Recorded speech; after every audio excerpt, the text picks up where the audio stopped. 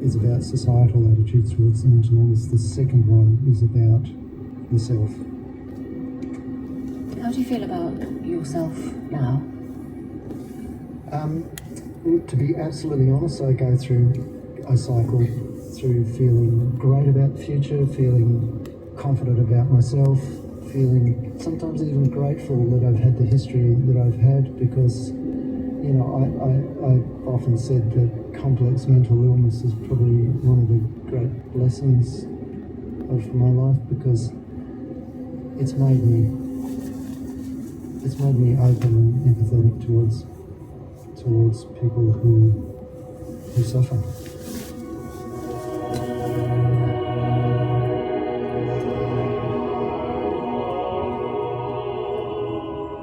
What do you want the book and the music and the film to achieve?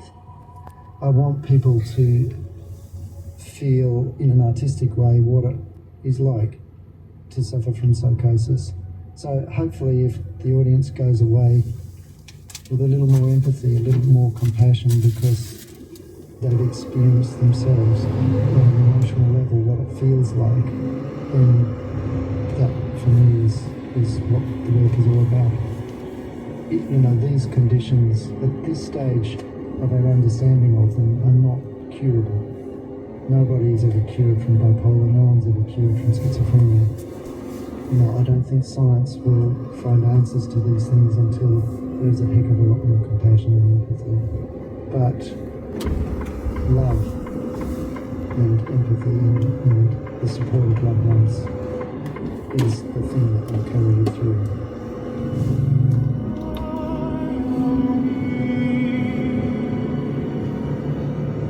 Artist Matt Otley. The music we've just been hearing is from his latest project, The Tree of Ecstasy and Unbearable Sadness. If you've been affected by anything you've heard, do head to the Befrienders website. I'm Jo Fidgen, the producer today is May Cameron. Thanks for your company.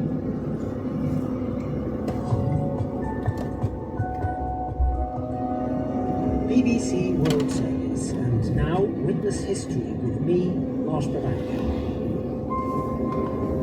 In March 1980, Norway is 10 years into a new lucrative era as an oil and gas producer, thanks to vast reserves found in the North Sea.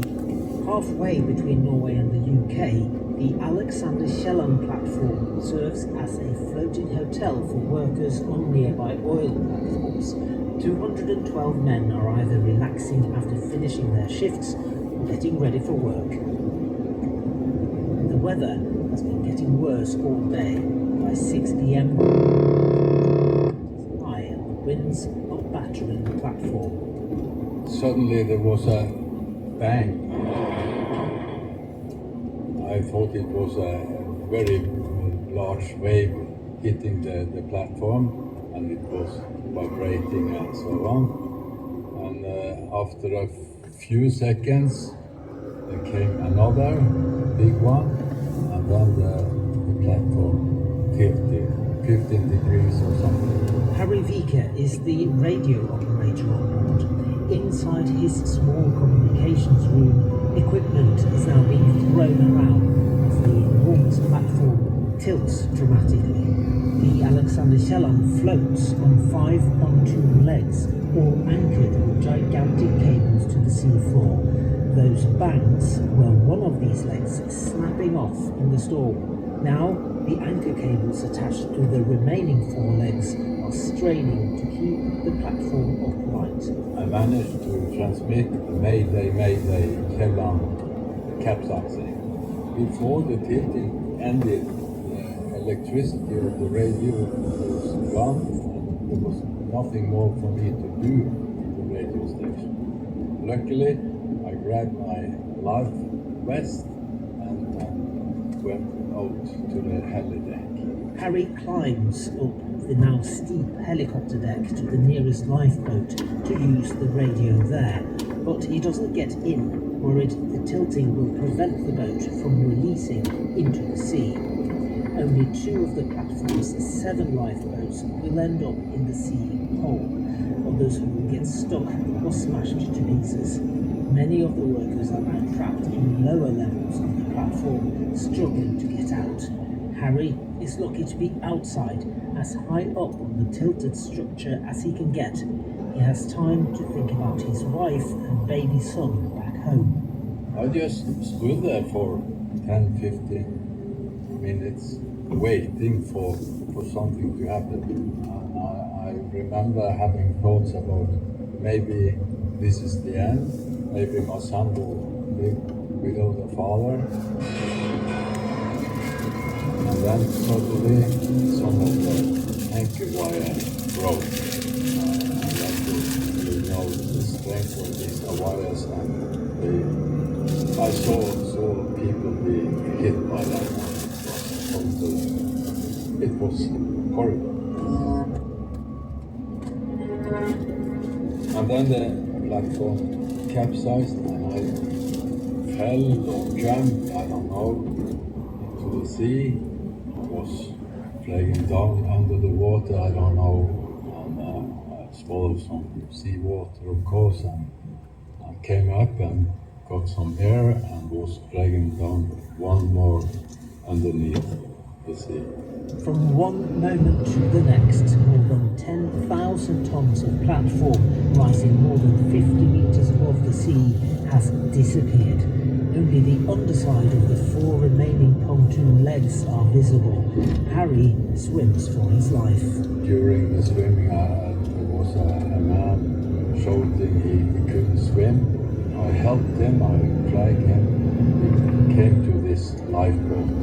And there was about 15, 20 people in the water outside this lifeboat. And then we was helped to climb into the lifeboat. Help. He said he couldn't swim. Do you know what happened after that? When I came,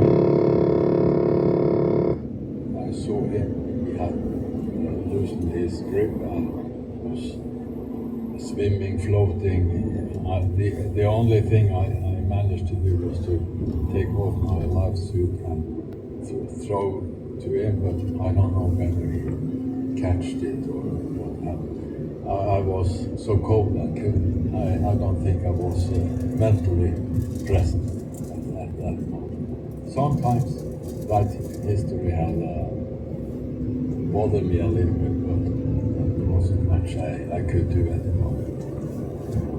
By now, a massive rescue operation involving more than 10 helicopters and some 40 ships is underway, but the weather and darkness make the task nearly impossible. The water is a few degrees above zero. Few of the people who are not in lifeboats survive. I felt that inside the lifeboat I was safe. After some hours I got a little bit warm. There was some blankets and biscuits. Meanwhile, at home, Harry and his wife, Greta, has just put their 3-month-old son to bed when she hears on the radio that something has happened to the Alexander Shellow platform. She has no TV and no telephone. I went over to my neighbor, he has a telephone, and I called my parents. But they were not home, my aunt was there, and she told that my parents were under there.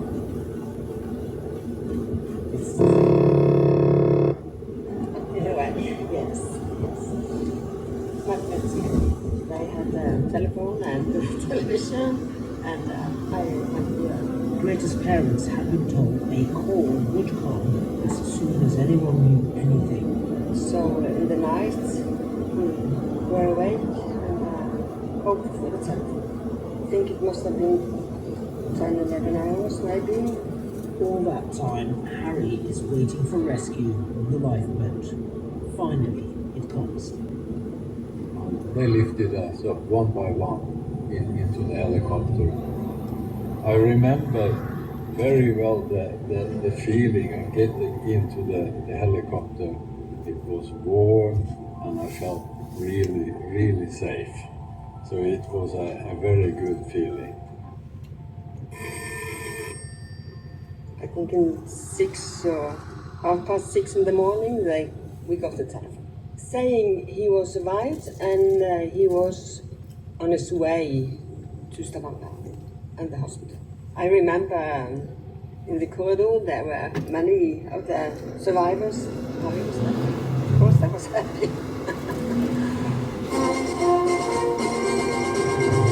By now, the disaster is international news. 4 upturned feet of the capsized rig, the Alexander Keller, drifted in the North Sea. 89 survivors have been rescued from the sea, but 39 bodies have also been found. Nearby, the 5th leg, which broke away in last night's storm, is drifting unattended. There's no clue yet as to what caused the worst accident in the history of North Sea oil and gas exploration. The Prime Minister of Norway and 2 of his ministers are here to help, and the day has been declared a national disaster. Later, the cause of the accident was identified as metal fatigue resulting from poor welding on the platform leg that broke off. More than half of the workers on board died, a total of 123 men. It led to a range of safety improvements for the North Sea oil industry.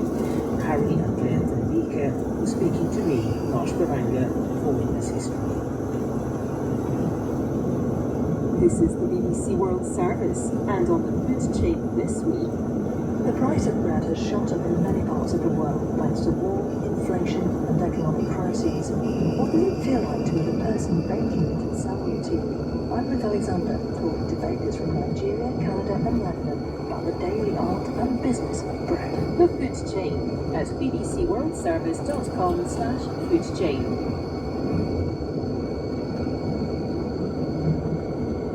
In 30 minutes, heart and soul. George Antone's one of the last Christians of Gaza. Since October, he's lived through war, refusing to leave its only Roman Catholic church. Join me, Catherine Murray, to hear how faith and phone calls from Pope Francis kept George going. This is the BBC World Service, the world's radio station.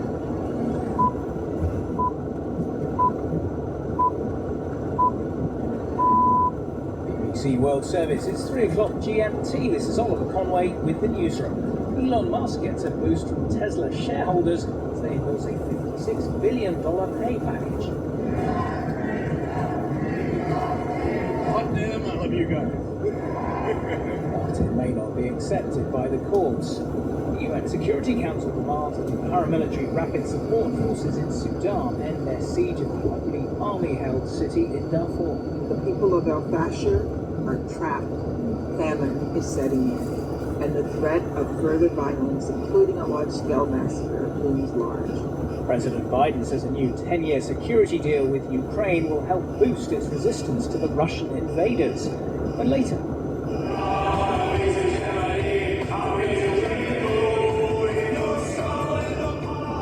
the surprise global football hit ahead of the Euros. First, our top stories.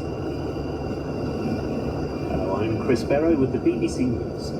Joe Biden and Volodymyr Zelensky have signed a 10-year security deal boosting Washington's commitment to Ukrainian resistance against Russian aggression.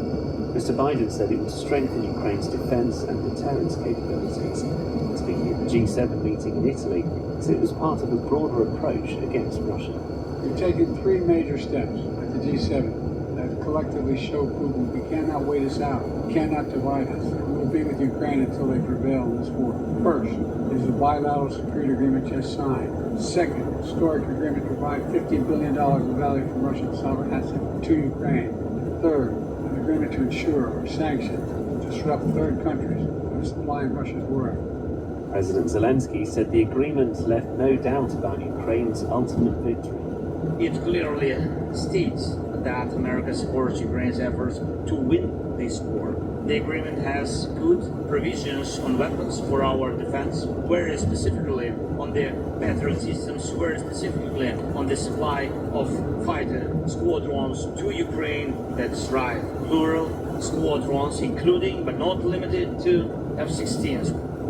Tesla shareholders have approved Elon Musk's $56 billion pay package, despite opposition from some institutional investors. Shareholders also supported moving the electric car maker's legal registration from Delaware to Texas. The deal still faces a legal challenge. Erin Delmore reports. This shareholder vote puts Elon Musk one step closer to becoming the most generously compensated chief executive in U.S. corporate history. The vote was seen as a test of Mr. Musk's leadership at the company. Those in favor said he deserved the 11-figure sum for taking the company to new heights as CEO. Those against voiced concerns that his attention is elsewhere. Tesla is one of 6 firms run or owned by Mr. Musk. The UN Security Council has demanded that Sudanese paramilitaries call off their 8-week siege of El Fasher. Over 1.5 million people are sheltering in the city with scarce food, water and medical supplies. The US ambassador to the UN, Linda Thomas-Greenfield, said the situation was dire. The people of El Fasher are trapped. They're surrounded by heavily armed RSF. Famine is setting in, and the threat of further violence, including a large-scale massacre, looms large. El Fasher is the last big city in Sudan's Darfur region controlled by the army. South Africa's ANC says it's made progress towards forming a government of national unity, but provided no details. The party has been trying to reach a deal before Parliament reopens on Friday. The ANC lost its majority in elections last month after 3 decades of power. World news from the BBC. Flooding from heavy rains has caused serious damage and disruption in Chile. The government has declared a state of catastrophe in some central regions. More than 3,000 people have been forced to leave their homes. Schools in the capital, Santiago, have been closed. The local mayor, Iracy Hassler, said rescue teams were working to get people to safety. Along with our municipal team and fire brigade, we are in a rescue operation for 4 people who had refused to leave.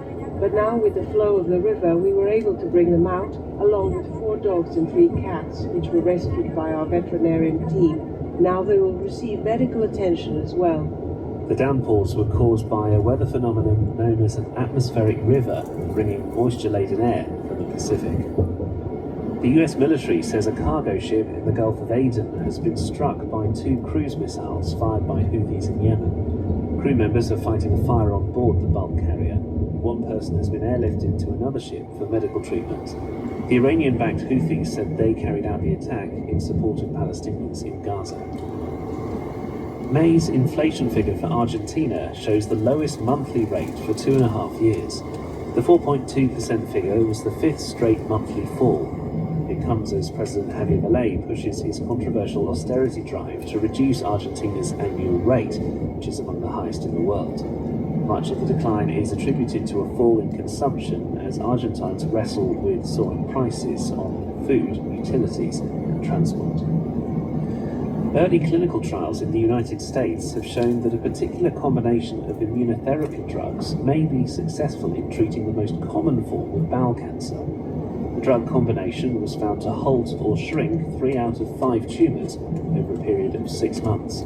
Researchers hope that late-phase trials will confirm their findings. BBC News. Thank you. You're listening to the newsroom from the BBC World Service with Oliver Conway.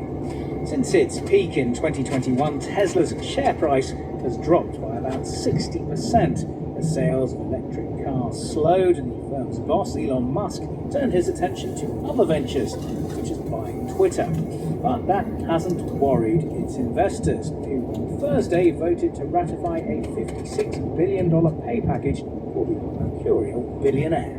Our stockholders have approved the ratification of the 100% performance-based stock option award to Elon Musk that was approved by stockholders in 2018. The ballot was called after the 2018 package was thrown out by a judge in Delaware. Shareholders also voted to move the firm's place of incorporation from Delaware to Texas. When he appeared on stage after the vote, Elon Musk was given a rousing reception.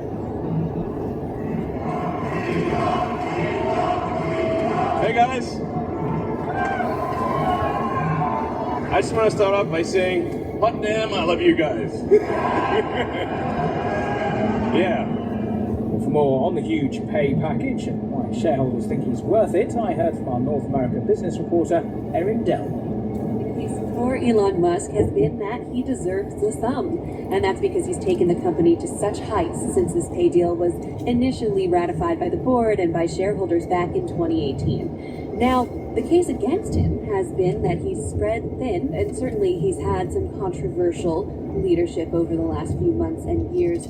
This is essentially a vote of confidence in Mr. Musk's leadership and the future of the firm. Yeah, a public relations win for Elon Musk, but this will still have to go back to court if he's to secure this pay package. What could happen there? This is likely to be tied back up in the courts because remember, a Delaware judge struck this down. He said that it was not going to be going into effect. Now, the board is hoping that by showing the shareholder approval, they can use it as proof positive that this is something that investors want. But it will have to go through the courts and could even see fresh new legal challenges. Now, some of the big investors weren't happy about this. They said they were going to vote against. They called the pay deal ridiculous and excessive.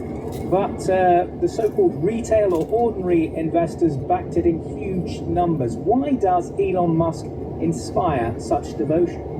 This is one of the quirks of this story here, and it's because Tesla has more retail investors, individual investors, than a lot of companies. That speaks to Mr. Musk's cult of personality. They came out to vote at all. That was looking to be the challenge in the past couple of weeks, turning out voters, especially these individuals who own small amounts of shares in Tesla. So this is essentially a large win for Tesla's chief executive, and it makes him the most generously awarded CEO in U.S. corporate history. Now, Tesla has had its struggles in recent years. What does this vote mean now going forward? It is a vote of confidence in Musk, but it's worth noting that Tesla has had a bruising year. Not only has the company's share price come down off its 2021 high, like you were speaking about, but Tesla's been embattled by a couple of environmental factors. One of them is that its electric vehicles are expensive, and we're in a tough spending environment, especially for Americans who are finding it harder to grapple with higher inflation and higher borrowing costs. Tesla is also facing increased competition from China and supply chain problems, and taken together, it's meant that the company's sales have taken a hit over the course of the year, and the company's had layoffs too. Now, Tesla has responded by model, something that they think could really appeal to cash-strapped customers and maybe also make a splash in overseas markets. That remains to be seen. Our North America business reporter Eric Delmore. According to a recent US estimate, as many as 150,000 people may have been killed in 14 months of civil war in Sudan.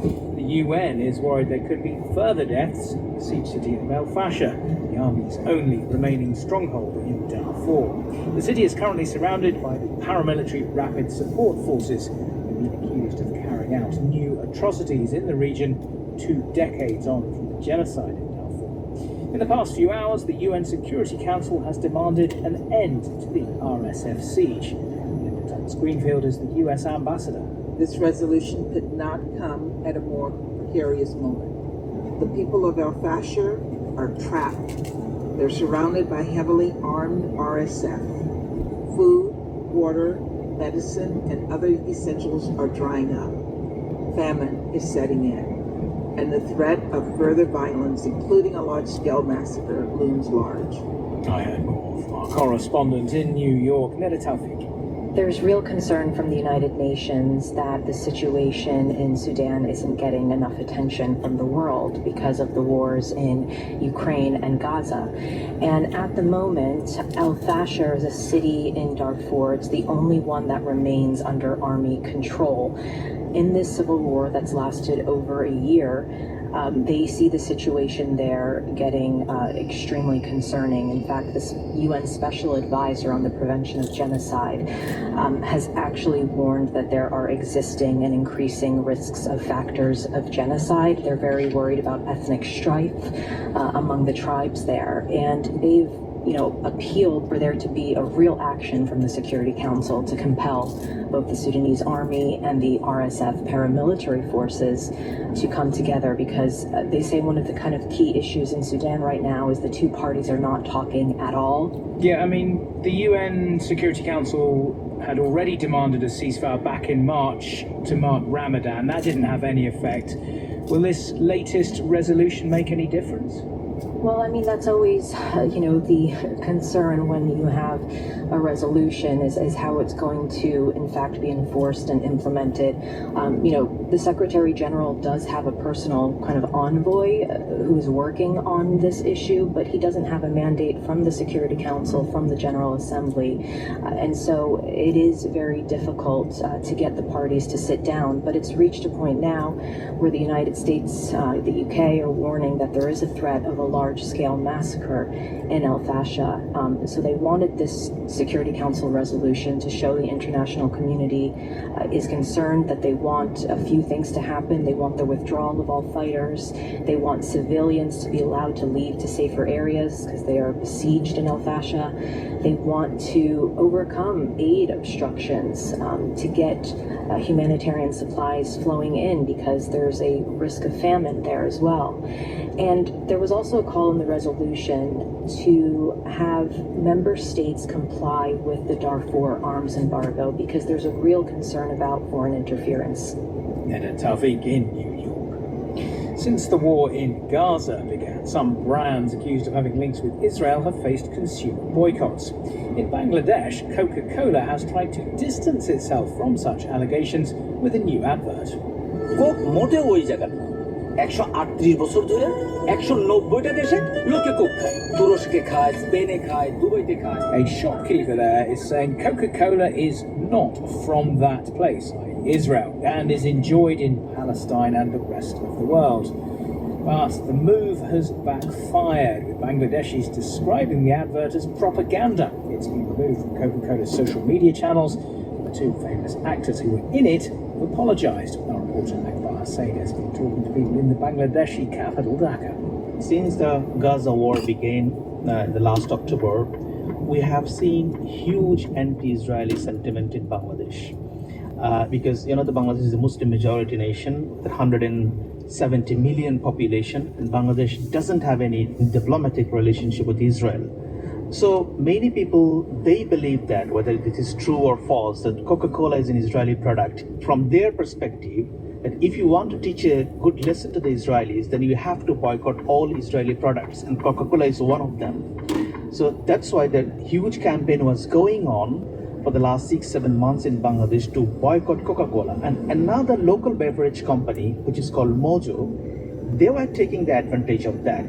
And they were also giving adverts in their bottle language saying that they are donating money for distressed Palestinian people, Gaza people. So, a war was going on. That's why Coca-Cola advertisement came in. And they were explaining that this is not an Israeli product. The company, they had to, bring it down from the Facebook and the YouTube. I personally tried to figure out what was happening in the market for the last few months. The price of Coca-Cola, it was not declined. It remains as it is.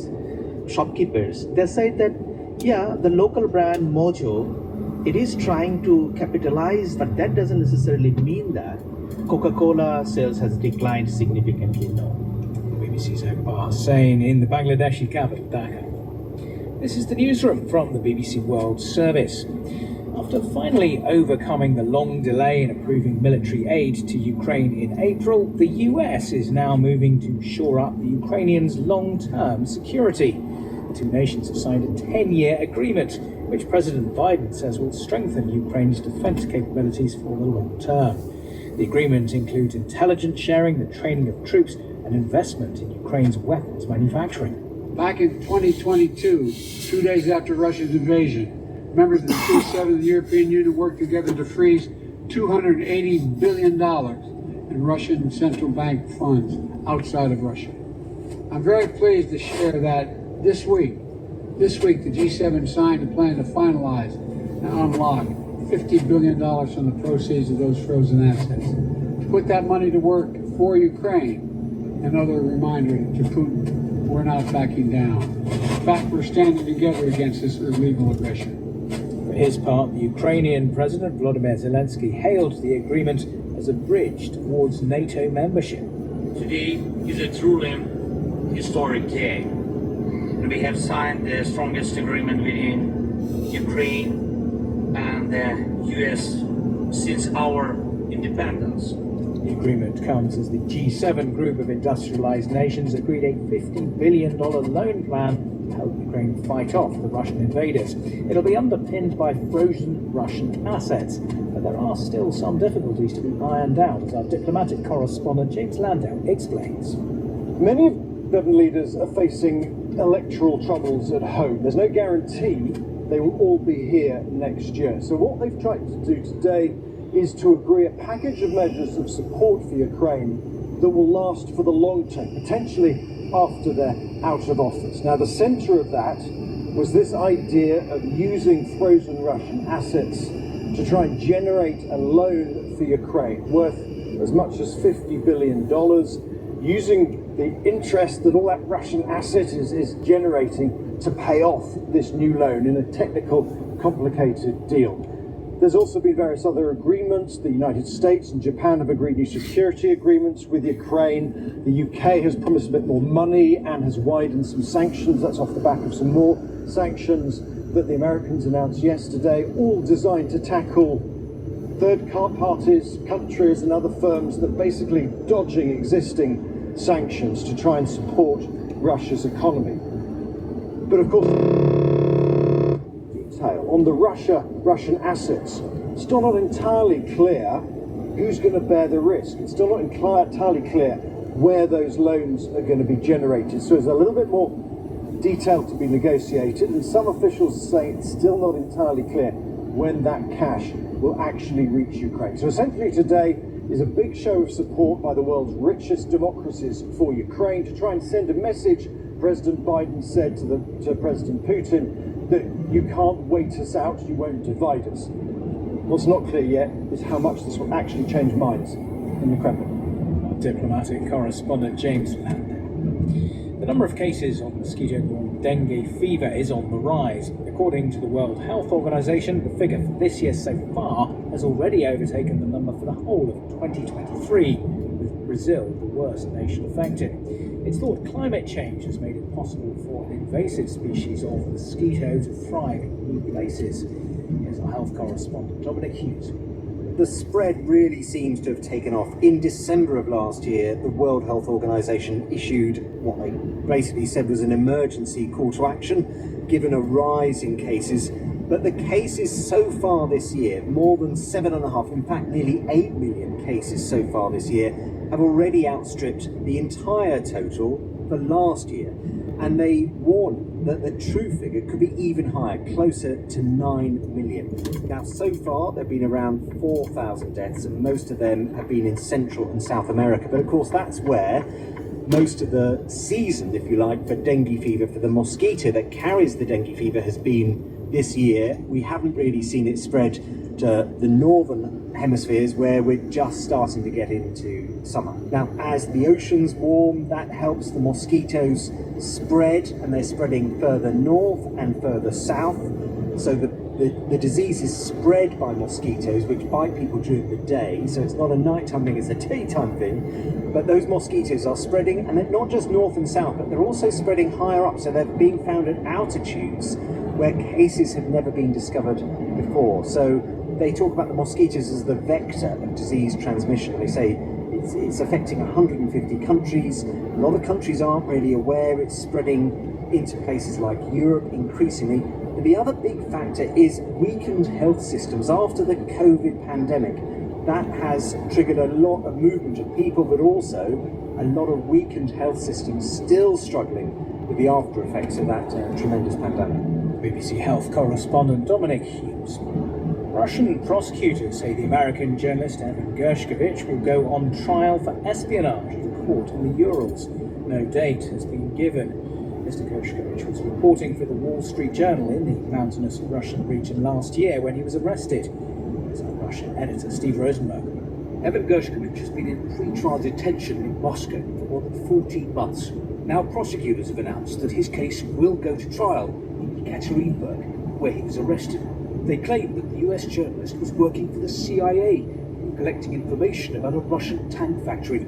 Mr. Gershkovich, his employer, and the US government fiercely reject the charge. The Wall Street Journal has previously accused Moscow of stockpiling Americans in Russian jails so as to trade them at a later date.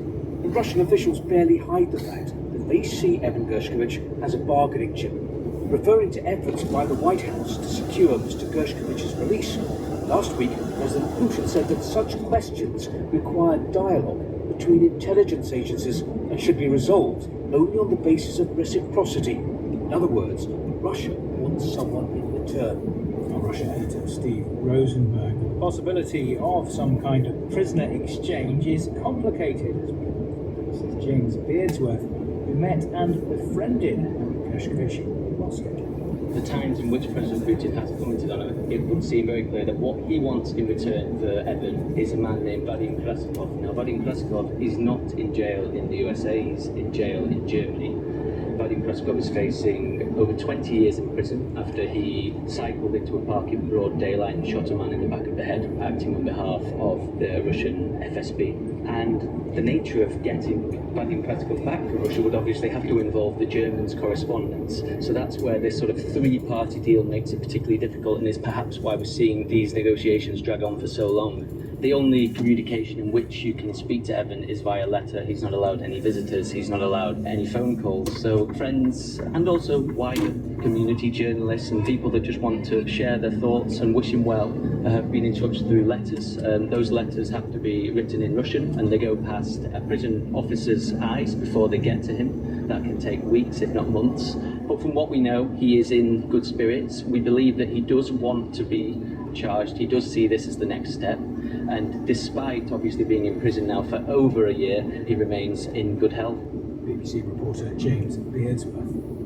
A new study has found that men tend to eat more meat than women. The findings are based on surveys in North and South America, as well as Asia and Europe. The newsroom's Anna Haslam reports. Swiss researchers asked over 20,000 people in 23 countries what they eat on a daily basis. They found that men eat more meat than women, and the gap is wider in more developed countries with greater gender equality. Now that may sound counterintuitive, but previous research has shown that when people aren't limited by gender norms, natural differences between the sexes are more likely to emerge. The greatest differences in meat consumption were seen in Argentina, Britain, Germany, and Poland, and the least in China, India, and Indonesia. The researchers don't know why men eat more meat, but they have theories. It could be because of evolutionary reasons, as women may have been hardwired to avoid meat due to fear of contamination during pregnancy, while men needed the protein for their role as hunters in some societies. Or it could be because eating meat is seen as a masculine trait in many cultures. Or perhaps women may be more likely to care about how their diet affects the environment and other people. Researchers say understanding these differences could help change behavior. With an estimated 20% of planet-warming greenhouse gas emissions coming from animal-based food products, it's hoped this report will help shed light on how best to persuade people to eat less meat and dairy. Finally, with the start of the European Football Championship just hours away, we turn to a song that has been taking social media by storm.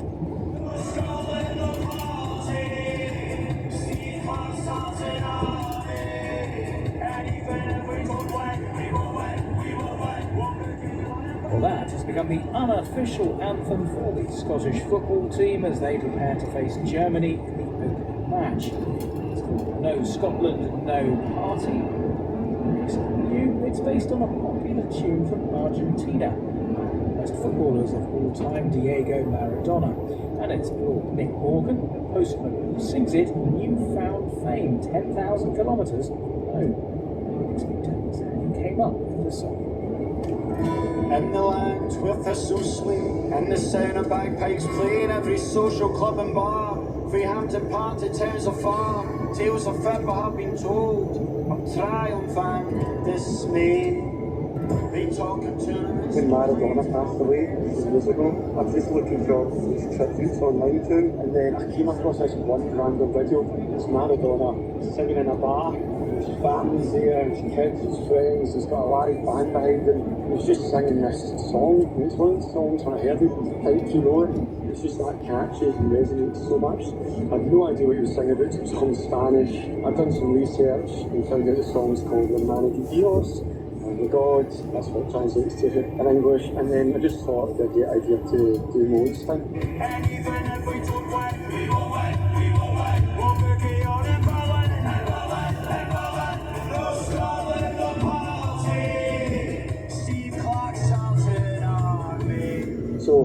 put the song out a month ago, and the first week was quite quiet, and I was a bit deflated. I'm like, oh, it's not as good a song as I thought it was. And then some guys in Argentina commented on the YouTube saying, just found this is unbelievable, I'm getting emotional watching. In fact, I can't believe Rodrigo's songs went all the way to Scotland. The original version's quite South American vibe to it, so I just made it more acoustic pop and put that Scottish influence into it. But we got Jamaican.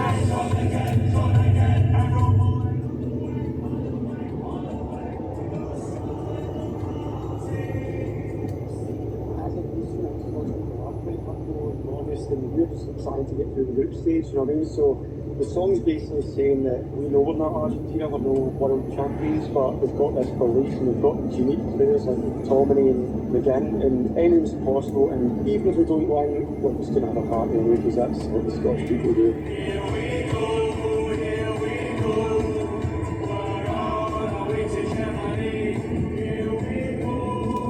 Scottish social media star Nick Morgan is in full here on the BBC World Service. Delith Lloyd will be presenting Sports World live from Berlin.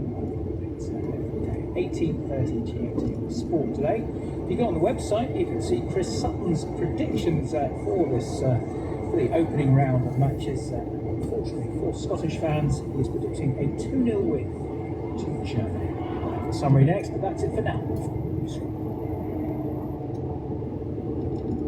This is the BBC World Service with a winning story from the International Radio Playwriting Competition. Steady Eyes is a story about 3 generations of women whose relationships are difficult, to say the least. When you've never been loved for who you are, the person who's supposed to, how can you expect or let anybody else to? It's told against the backdrop of global mass abduction of all living things on Earth by extraterrestrial beings. I'd imagine the extraterrestrial rays would be accompanied by a sound effect, such as that whizzing noise lightsabers make. In reality, the ray was as silent as a grave. The play was inspired by the living experiences and trauma of the Japanese colonization and the Korean War. As I was sitting down at the table, I felt the pull. Steady Eyes, Saturday at 18 and Sunday at 11 GMT.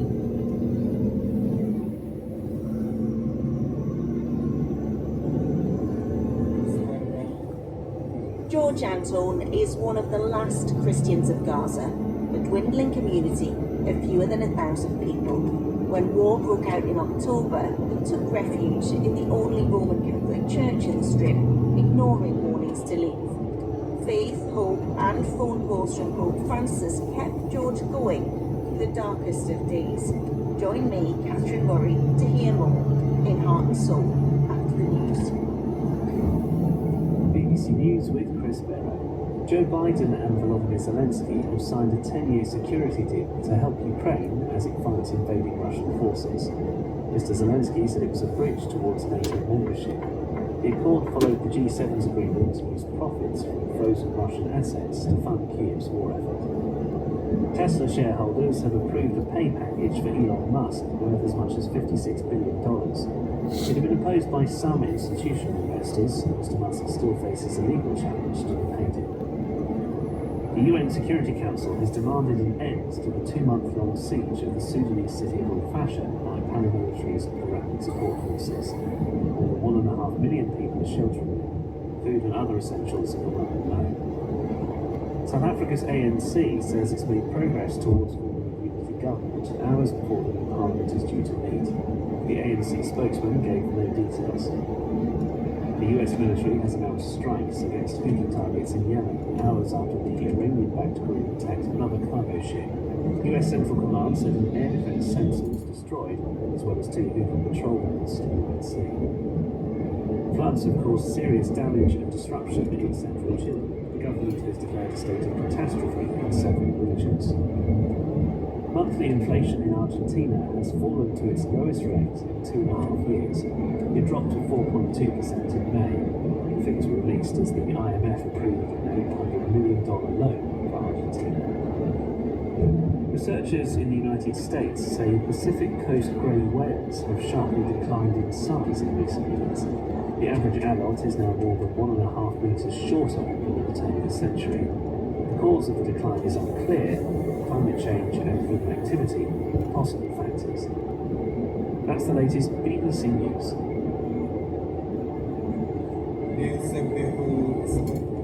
Welcome to the documentary from the BBC World Service. I'm Catherine Murray. The man you can hear praying is George Anton, a 43-year-old Palestinian. He's standing on the altar of the Holy Family Church, the only Roman Catholic parish in Gaza. George took refuge in the church compound in Gaza City 8 months ago, ignoring warnings to leave the north, leading a community of more than 500 people who stayed to. Together, they sheltered from the Israeli military action that came after the devastating killings and kidnappings by Hamas on October the 7th. George refused to leave because he's one of the last Christians of Gaza, and he's been telling his story to me. It's a story of faith and hope amidst destruction and loss. If we have left the church, this church will be very much destroyed, and there will be no existence for the church anymore. There is no rice, there is no wheat flour. I asked them, do you want to stay with me? And my wife and my children, they told me, either we go together or we die together. This is very important. We will face a very dangerous hunger. Our children will die, and the old people here will die. We will die here. So please help us. It's a story I didn't set out to follow, but George's fate gripped me from the first text he ever sent on October the 10th, the day this news broke. Israeli military has told the entire population in the north of the Gaza Strip to move for their own safety. More than 1 million Palestinians, including all those living in Gaza City, are affected. Israel has deployed tanks on Gaza's boundaries as it prepares for a possible ground offensive in response to Saturday's wave of killings and hostage-taking by Hamas. Lieutenant Colonel Jonathan Conricus is a spokesperson for the Israeli Defense Forces. Civilians of Gaza City, evacuate south for your own safety and the safety of your families, and distance yourself from Hamas terrorists who are using you as human shields. The IDF will continue to operate with significant force. I can still remember the intensity of watching these events unfold thousands of miles away in the UK. I couldn't begin to imagine what it would be like to be in the midst of it. On one side, you had grieving Israeli families and desperate calls for hostages to be returned. On the other, Palestinians being forced to leave their homes in fear of being caught up in the Israeli offensive against Hamas. I'd heard that aid agencies were withdrawing from the north of Gaza for safety, and as a journalist, I wanted an aid worker on the radio program I work on to give us a sense of what was happening. I got some numbers of possible guests. George Anton was one of them. He's the manager of Caritas in Gaza, the Catholic aid agency. I sent him a text, hoping he could give me an update. His reply to my request landed like a punch in the chest. I'd never received a text like it. It came in the middle of a news meeting, and I struggled to read it out. It said, I'm not sure if I will survive today. This might be my first and last message to you. Pray for me. I stayed in touch with George. That message locked me in to finding out his fate. I learned that his family was the first to move into the Holy Family Church. Their home had been damaged by war. Hundreds more followed them, and George became the lay head committee dedicated to keeping them safe.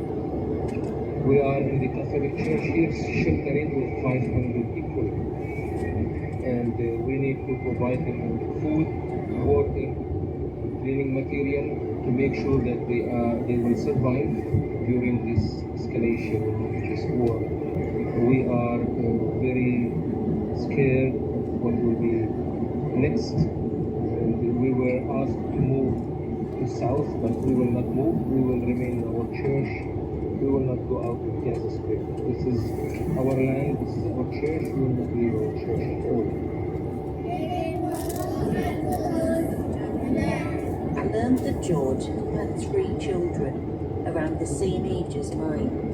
We never spoke because phone and internet connections had been shut down. Instead, I'd send a message and watch it, willing 2 blue ticks to appear.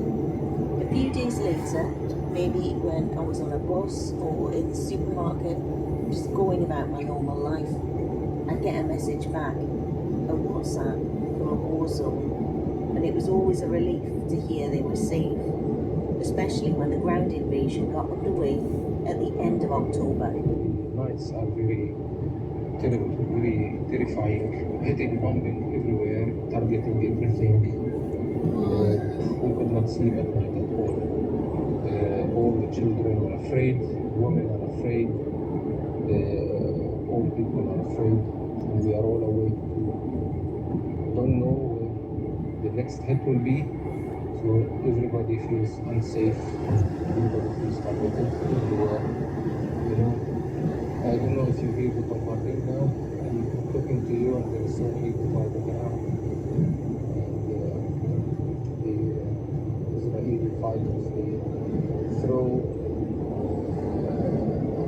pamphlets, they throw warnings, printing warnings to all the people in Gaza Strip, and we are very afraid of the house. We don't know what will happen next. We have no connection of internet, we have no connection of mobile phones, of landlines, we have no networks at all. We are trying with some eSIMs or satellite SIMs, but hardly find a connection. I'm very lucky to find a connection now, talking to everybody. Please pray for us.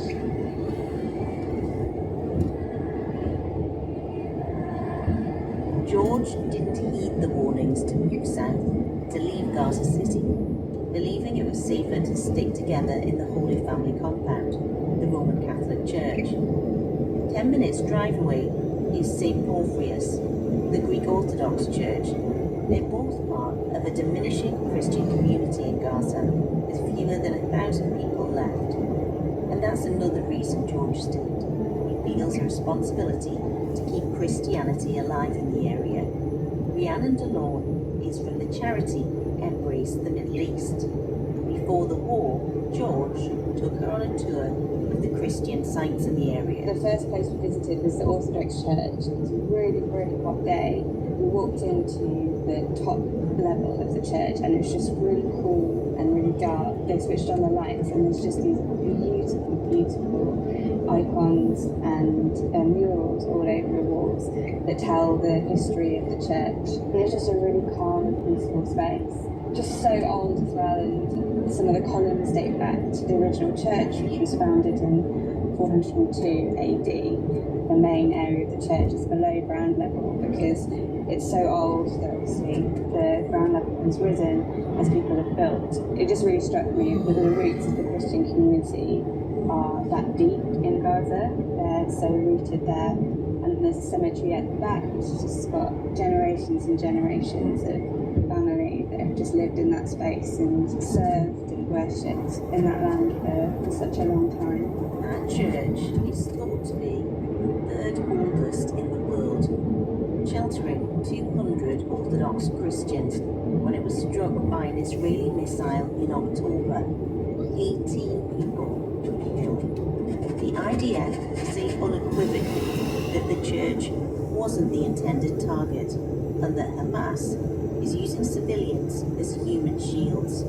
Earlier that month, George had told me about the 2 churches and who was there. Yes, actually in the Catholic Church there is only the Christian community members sheltering here.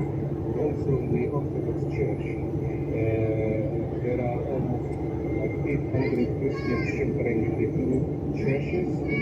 We feel terrible, we feel scared. Everybody is like on the trauma. What we do is we try to encourage people, tell them the truth and tell them the exact situation. ask them to pray and trust that Jesus Christ will never leave us alone. On December the 16th, 2 women were killed by sniper fire as they crossed the courtyard of the Holy Family Church. The Latin Patriarchate, in charge of Roman Catholics in the area, said they'd been killed in cold blood and no warning was given. It said 7 more were shot and wounded as they tried to protect others. The IDF say they're still reviewing what happened and that they take strikes on sensitive sites very seriously, especially churches that are holy sites for the Christian faith. I later learned that the women who died were George's cousin Samar and her mother, his auntie Vahida. I didn't hear anything from him for a month.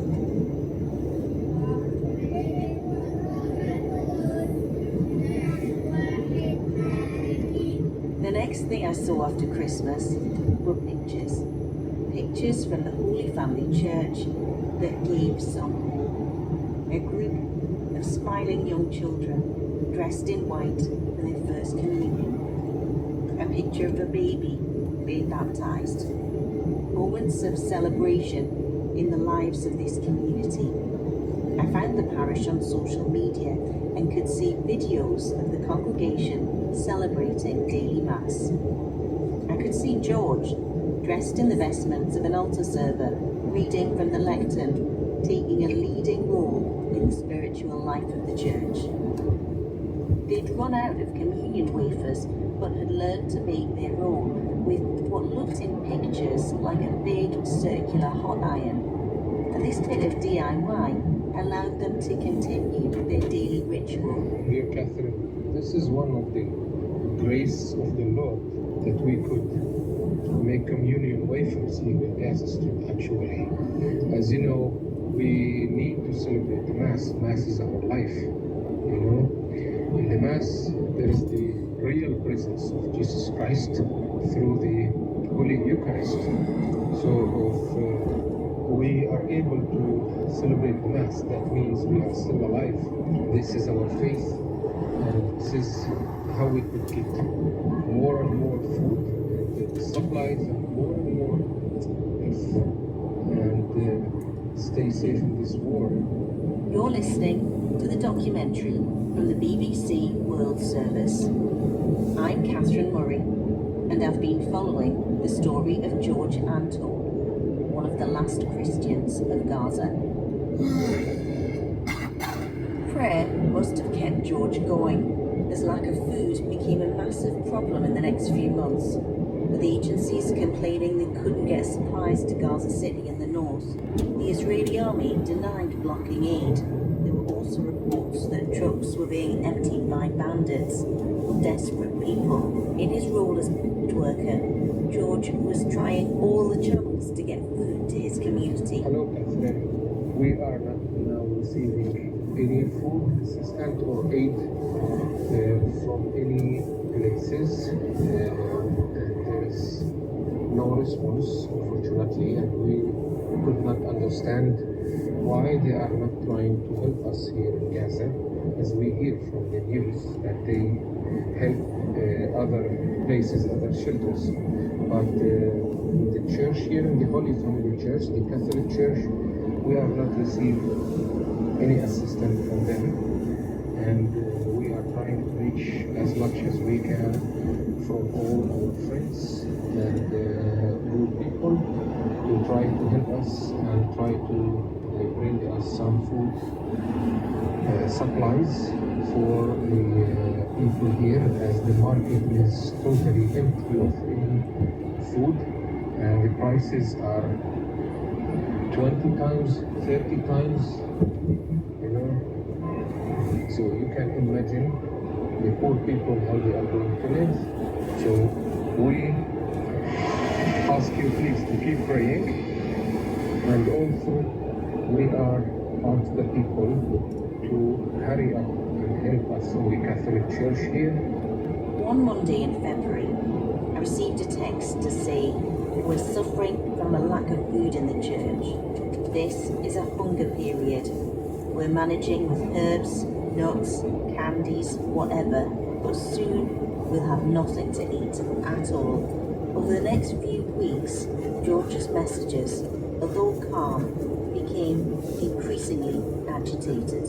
This is very important. We can find some of our friends to help us buy some food from the south and help us push on the Israeli army to let these trucks in order to let it in to the churches, and help us secure this from the mafias and thieves.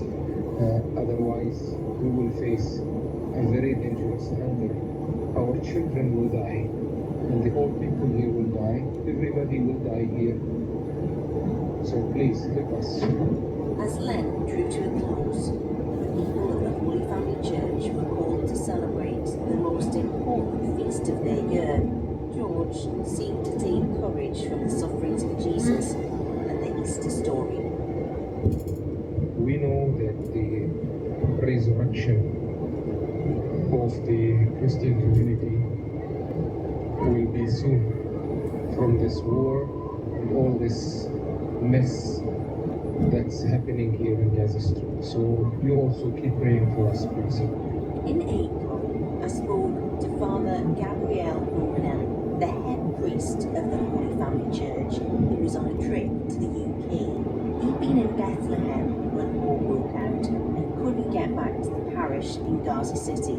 He's Argentinian and spoke to me about being separated from his flock. Oh, this is a tough thing. I was waiting for medicines for one of our sisters. Unfortunately, the border closed, and until now the Israeli authorities deny me the permission to come back. So I know the people there know the hard situation, and unfortunately be separated from them is very hard.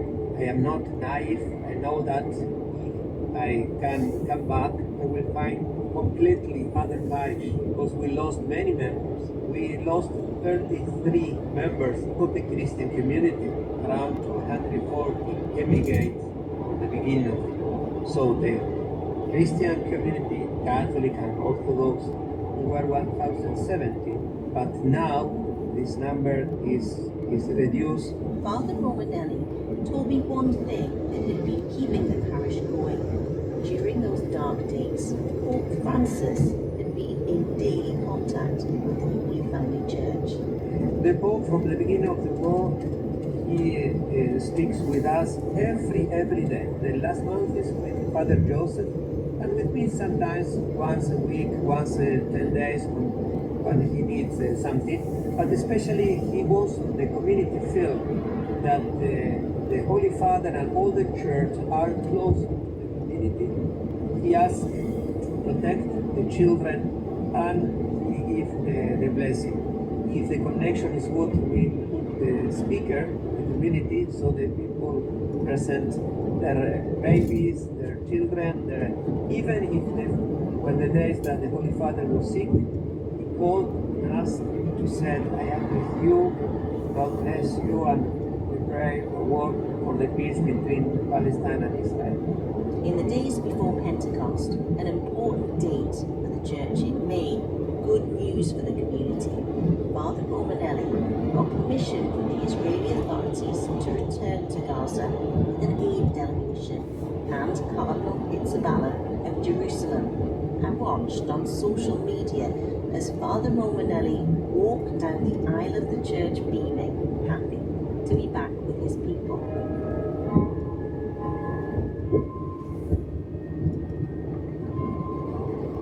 After 8 months of contact via text and voice note, I wanted to speak to George.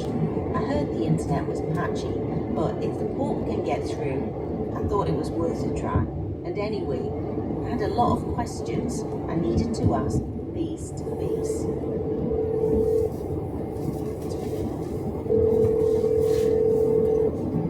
Hello? George!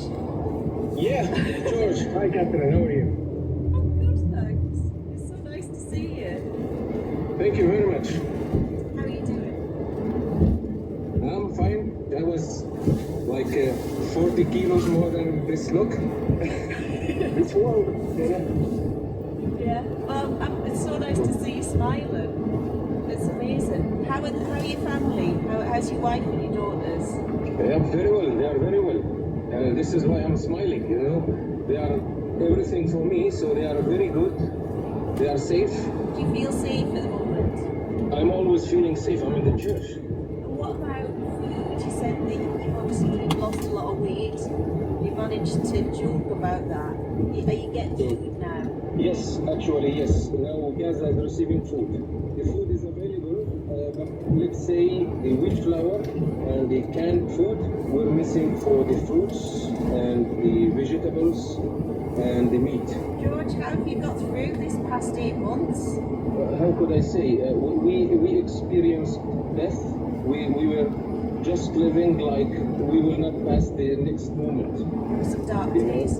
Yes, very dark days actually, especially from November to March.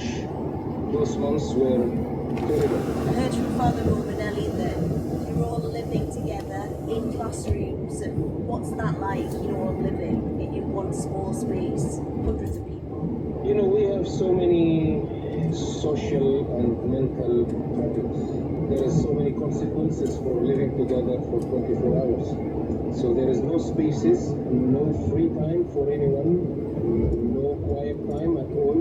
And with that, you are suffering from lack of water, lack of food, you are depressed, you are scared of death, you are facing bombardment, you know, and you need to cope yourself not to get crazy. But we're still laughing, you know, because we experienced the hand of God with us all the time. Because we were all the time just praying for Jesus and Mary and Saint Joseph. Praying to the Holy Family. Yes, and especially sometimes we were praying to Saint Joseph in the hard times. That was like a theme for us. Everybody reminds everybody, pray for Saint Joseph. You just say Saint Joseph and he will send us all the supplies. And that's what happened. Why Saint Joseph in particular? Is he the provider? Yes, you know, he was the protector and provider for the Holy Family. So if God chooses Saint Joseph to protect him, how much he will protect us through Saint Joseph. And you felt that? Yes, of course we did. Did you ever have moments where you thought, maybe I shouldn't be here? You know, you've got brothers and sisters who don't live here. And people have left, haven't they? Other people have emigrated. No, I have decided from the first moment. Look, we have faith that if we have left the church, first, there will be no presence of Jesus Christ through the Holy Eucharist. Second, this church will be very much destroyed and there will be no existence for the church anymore. Third, this church could be used for non-Christian worships, you know, and we will lose it. Then we will lose our existence in our homeland. We're Palestinians, okay? So we understand those who left Gaza to look for security, look for education for the children. But I sat with my wife and my children and we discussed about this decision. And I asked them, do you want to stay with me or do you want me to send you somewhere safe? And my wife and my children, they told me, either we go together or we die together or we save the church. Can you imagine if there is a ceasefire? There's talk of it now. How long might it take for you to come out of the church? Because you won't be able just to leave the church as soon as there's a ceasefire. You'll have to stay there for some time while it rebuilds. Yeah, if the Israelis will allow the construction material to get in, so we can try to rebuild our houses, but this will take us time and this will cost us a fortune. But you must be able to see a future where your daughters can grow up here and things have rebuilt. They will help us to rebuild. This is how we are raising them now, actually. This is how we prepare them. They need to be involved in all the activities, you know, not to feel only scared and useless. They have to be strong. For instance, my girls, I have 3 daughters, and my wife, they sit together and they put some plans for our new house and how they will do this and what they want there and what is not necessary after what we have seen and how they can save more food, more water for the future, because we do not guarantee there will be a war or not. The color of the rooms, the color of the beds, the cover, everything. Yes, they have to think. I know they are losing one educational year, but the most important now is to know how to be survival. You must be really proud of them. You must be so proud of you. Yeah, this is what I want actually. I want them to all the time to remember me, you know, and be proud of me, of what we have done through this hard time. They saw the whole city, the whole destruction of the city, and we were giving them hope that because we stayed here, we will rebuild Gaza again, you know, and we explained to them the reason why we did not leave Gaza, because somebody should stay and rebuild, and somebody should stay and give service to those who stayed, you see, and this is what we do, and this is what they see us doing all the time. Our paths crossed by chance, but I'm glad I followed George as he led the community of the Holy Family Church through the dark days since October the 7th. Thousands of people have died in Gaza. Israel continues to mourn those killed by Hamas, who call for hostages to be freed. Despite what he's been through, George and his family are starting to think of the future. You've been listening to the documentary from the BBC World Service. The Last Christians of Gaza was produced and presented by me, Catherine Murray.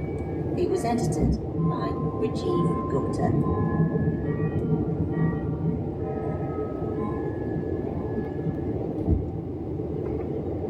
This is the BBC World Service, meeting the farmers trying to keep a dying scent alive. My name is Raju, and I have been farming flowers for the past 13 years. Rising temperatures and unpredictable seasons are making harvesting the flowers needed to make Atar harder than ever. Rain in March is not good. It destroys the leaves of plants and ruins everything. Losing Atar, Thursday at 8:30 and 19 GMT. At bbcworldservice.com, Health Check. We'll be asking what to make of the recent headlines claiming that internet use damages teenage brains, while a different new study from 168 countries finds that people with the internet have higher life satisfaction on average. This is the BBC World Service, the world's radio station.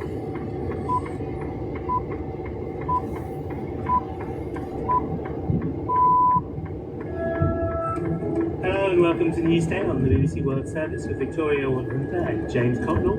Great to have you with us.